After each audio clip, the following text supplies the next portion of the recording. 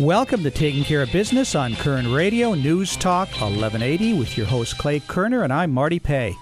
Clay, we are live in studio again. It's nice to be here, Marty, and it's good to see you this week. Good to see you, and it looks like we're going to be live for the next couple of weeks. Hope we stay that way. We hope we're horizontal and taking nourishment, right? Right. Next week, we're going to have a show on the legacy of Martin Luther King with three friends of the program, Keith Woolridge, Michael Bowers, and Damon Smothers. I'm looking forward to that show. That should be a lot of fun. And I'm going to do a little segue into our guest, Clay. Segue, that means going from one subject to another. I thought I'd clarify that for you. Okay, thanks, Marty. Last Monday, I was at the Reagan Museum. I got to go for the grand reopening, and I highly recommend a trip to the museum for those of you that have never been there, or those of you that have been there and haven't been since they've changed it. There's a lot of virtual reality items there. They've got a couple formats, a couple tables that look like the tables at Future World at Disneyland, where you can move articles from one area to another. You can actually virtually look at Reagan's diary. I mean, it's a fascinating museum, so I highly recommend it. And I got to meet Newt Gingrich and his wife. And that was a lot of fun. It's interesting watching the potential political candidates jockey for position. You know, right now, not too many people have declared, but in the next 2 or 3 months, you're going to see a plethora of people declaring, and you're going to see the race beginning. So I don't know if you want to make any comment on that before we go on, Clay. But well, I think we're going to see a lot of Republicans stepping up to see if they can beat Mr. Obama. Yes. And I'm wondering if anybody from the Democratic Party is going to challenge Mr. Obama for the nomination. You know, that might be a good question to ask our guest. I think it might be. I want to tell you a little story about how I met our guest. 1992, going back a few years, I was vice chairman of an organization called the Southern California Constitution Education Committee, and which is kind of an offshoot of the bicentennial celebration.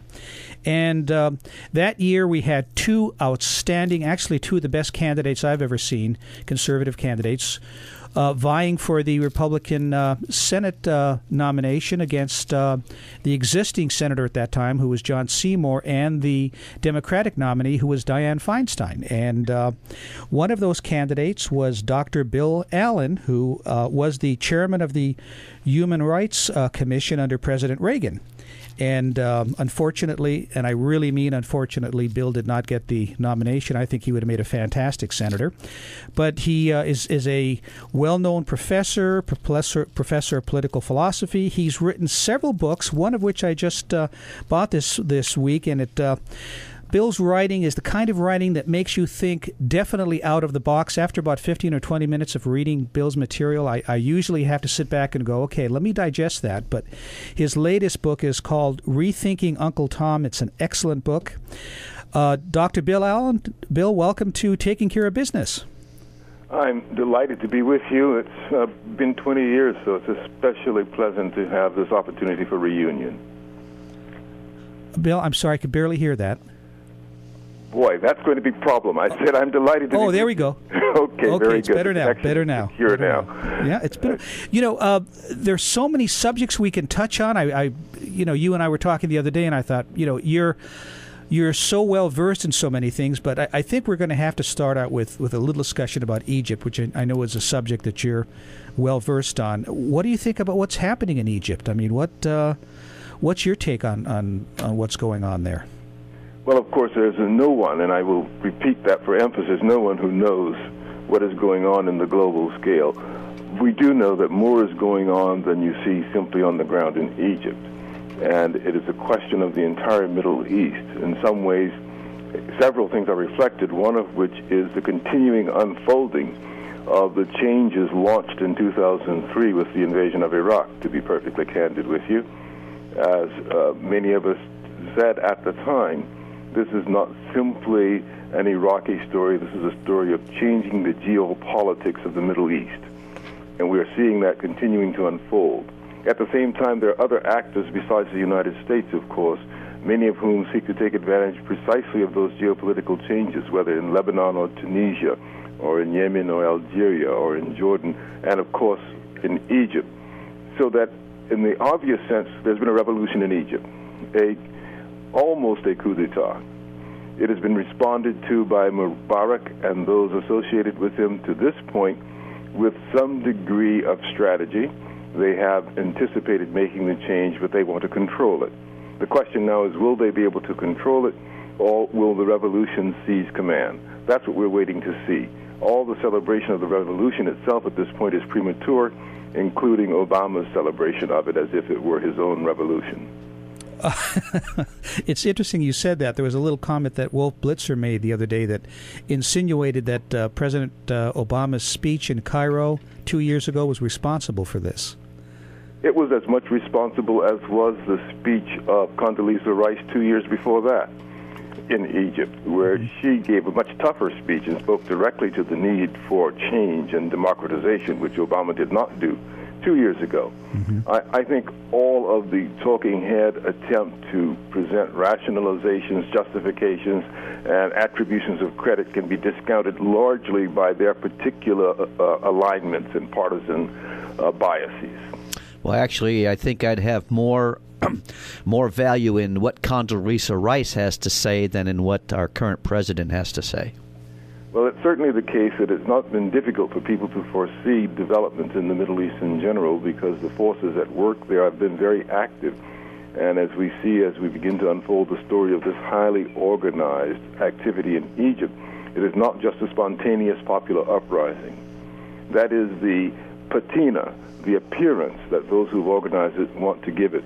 But you know for certain, whenever you see an hour of celebration in some such popular uprising where there instantly appear flags of the rising power spotted throughout the crowd being waved very wildly, those flags didn't get there without being shipped in by Federal Express. Do you think this is orchestrated by someone, say the Muslim Brotherhood or someone like that? We don't know who the ultimate planners are. They're being very, very careful to disguise their affiliations. But clearly it's planned. It is not merely spontaneous. That is the most important thing. Is the Muslim Brotherhood involved? Certainly. Are they ultimately responsible? We do not know. Do you think we were surprised by this? We were surprised, as you can tell by the administration stumbling.